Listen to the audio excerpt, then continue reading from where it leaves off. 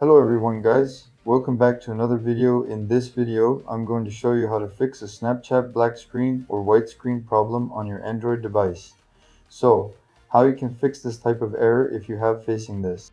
So first of all, open your bad setting and that make sure you have using a strong internet connection.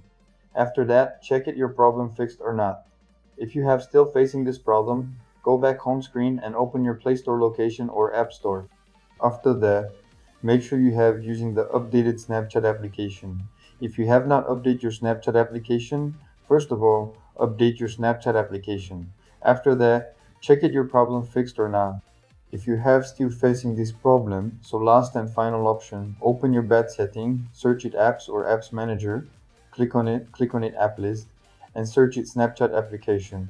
Your all Android apps is here. All is here, search a Snapchat application. After that, open it. You can see all your storage and cache. So let's click on it and click on clear cache. If you want to clear storage so your Snapchat will not be logged out from your device, so click on it, clear cache, and hopefully your problem will be fixed. Thanks for watching my video.